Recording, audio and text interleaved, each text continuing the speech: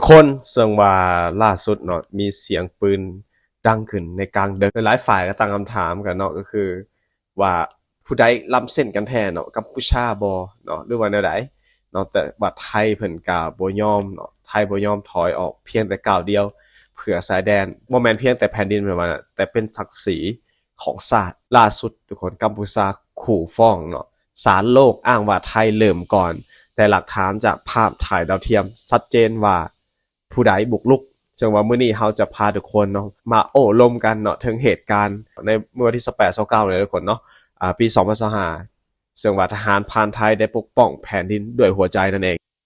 กับสบายดีนะสวัสดีครับท่านผู้ชมยินดีต้อนรับเข้าสู่ช่องไลฟ์สไตล์วิทยาศักดิ์อยู่กับข้าพเจ้าธนงศักดิ์เส้นเก่าเส้นเคยก่อนอื่นกะทักทายสบายดีพ่อแม่พี่น้องบ่ทุกสู่ทุกคนว่าจะเป็นพี่น้องอยู่ทางเมืองลาวเมืองไทยและก็อยู่ต่างประเทศเป็นได้สบายดีบ่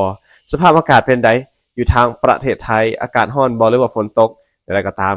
ทุกคนเนาะรักษาสุขภาพหมดทุกสู่ทุกคนเนาะเป็นห่วงหมดทุกสู่ทุกคนโอเคทุกคนสำหรับพี่ท่านใดที่เข้ามาเบิ่งใหม่ยังบ่ได้กด Subscribe ฝากพี่กด Subscribe และอย่าลืมกดกระดิ่งเพื่อบ่พลาดคลิปใหม่ๆของข้าพเจ้านั่นเองทุกคนสว่าเหตุการณ์ล่าสุดในวันที่28ที่ผ่านมาได้มีการปะทะกันเหตุให้เกิดมีการเสียชีวิตของทหารทางฝ่ายกัมพูชาสว่าเหตุการณ์ในครั้งนี้เกิดขึ้นเหตุให้กัมพูชาผู้ฟ้องศาลโลกว่าซั่นอ้างว่าไทยเริ่มก่อนแต่ว่าเสียงปืนเนาะเสียงปืนกลยังบ่ทันเจือจางเพิ่นว่าเนาะความเงียบกลับถูกแทนที่ด้วยเสียงแถลงการณ์และคำว่าฟ้องศาลโลกซึ่งว่ากลายเป็นวาทกรรมประจำฤดูสายแดนอีกครั้งหนึ่งซึ่งว่าสายแดนกัมพูชาณส่องสงามจังหวัดศรีสะเกษกลับมาเป็นเวทีแห่งความตึงเครียดอีกเทื่อหนึ่งในวันที่28-29พฤษภาคมปี2025หลังการปะทะระหว่างทหารไทยและกัมพูชาซึ่งส่งผลให้ทหารเขมรเสียชีวิต2นายบาดเจ็บ3นายขณะที่ฝั่งไทยบ่มีการสูญเสียชีวิตนั่นเองนะทุกคนถึงว่าจะเบิ่งเป็นเหตุการณ์ปกติสำหรับผู้ติดตามการเมืองระหว่างประเทศในภูมิภาคแต่ภายใต้ความหุนแฮง40นาทีที่กบด้วยเสียงปืนซึ่งว่ามีคำถามหลงหลายที่รอการขุดคุยผู้ใดเริ่มก่อนเป็นหยังเขมรจึงเลือกเวลาเช่นนี้ไทยตอบโต้แนวใดและไผกันแน่ที่กำลังเล่นเกมนั่นเองสำหรับมื้อนี้เราจะมารวบรวมและเรียงลำดับเหตุการณ์ไปพร้อมๆกันข้าพเจ้าเชื่อว่าพี่หลายคนอาจจะไปเบิ่งข่าวหรือว่าคู่ก่อนแล้วเนาะจังหวะในวันที่28ทุกคนสว่าเป็นการเคลื่อนไหวครั้งทำอิฐเนาะซึ่งว่าช่วงบ่ายๆของวันที่28พฤษภาหน่วยลาดตระเวนของทหารพรานไทยจากกรมทหารพรานที่23เพิ่นก็ได้มีการตรวจพากันตรวจพบความผิดปกติเนาะจากภาพโดรนเนาะก็เห็นภาพปกติในโดรนนะก็เลยสำรวจอัตโนมัติบอกว่าบ่งชี้ว่ามีกำลังพล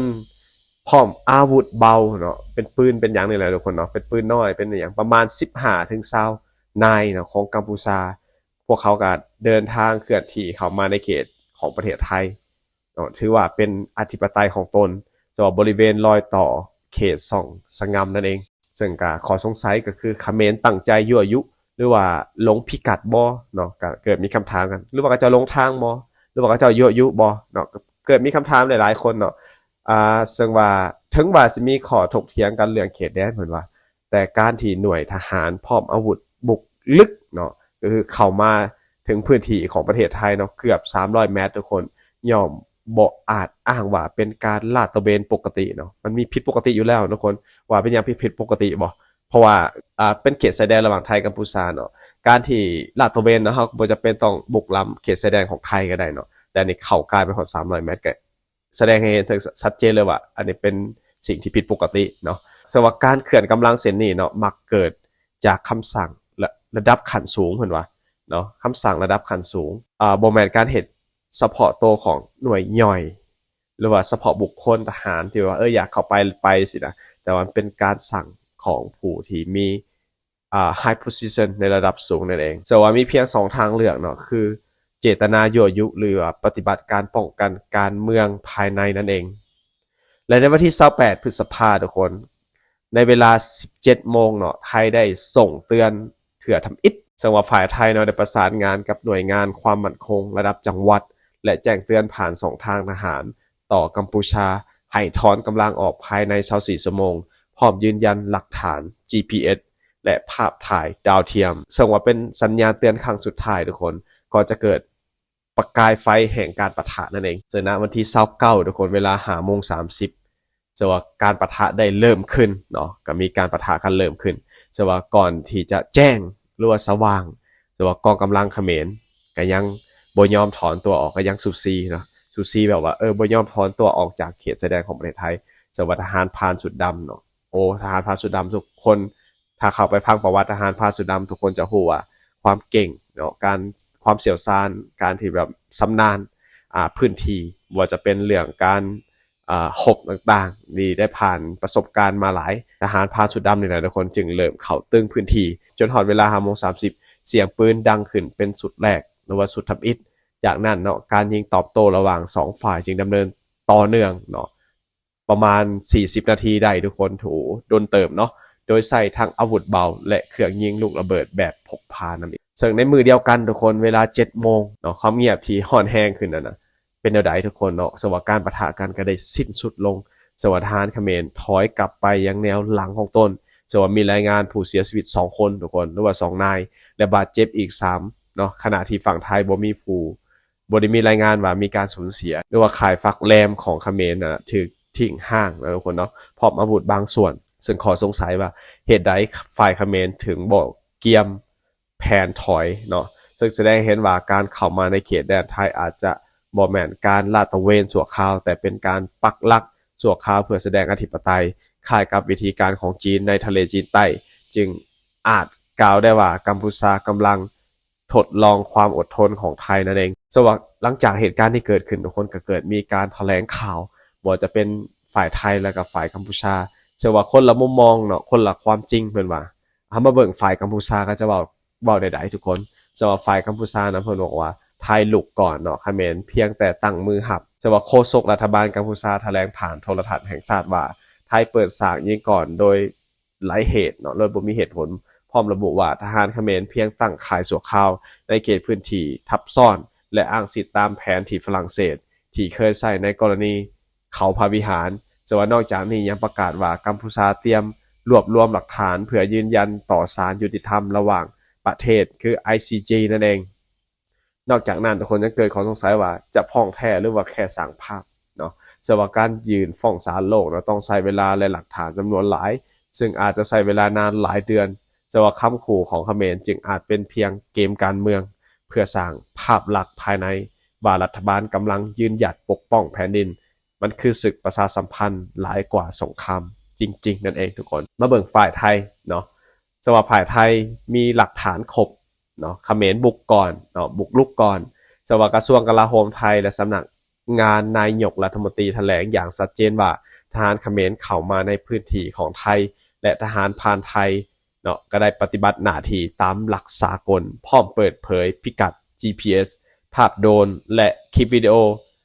การถอยทัพของเขมรจังหวัดไทยควรนิ่งหรือลุกเนาะต่อเวทีโลกเพิ่นว่าที่ผ่านมาไทยมักใส่ท่าทีสงบบ่ตอบโต้ทางการทูตซะส่วนหลายนะทุกคนเนาะแต่ว่าในกรณีนี้นักวิชาการบางส่วนยังเสนอให้ไทยควรเดินหน้าเชิญนักข่าวต่างชาติเข้ามากวดหรือมาตรวจพื้นที่พร้อมส่งรายงานต่อ UN เพื่อแสดงจุดยืนเชิงรุกนั่นเองซึ่งเป้าหมายที่ซ่อนอยู่ของเขมรทุกคนเพิ่นว่าการที่กัมพูชาเลือกเคลื่อนไหวในช่วงที่เศรษฐกิจภายในประเทศถอดถอยจากการลงทุนจีนลดลงราคาข้าวตกต่ำและแรงงานส่งออกลดลงอาจเป็นเหตุผลสำคัญเนาะสว่าใส่ปัญหาชายแดนเบี่ยงเบนความสนใจภายในยิ่งปัญหาในบ้านนักเท่าใดเสียงปืนชายแดนก็ยิ่งดังขึ้นเท่านั้น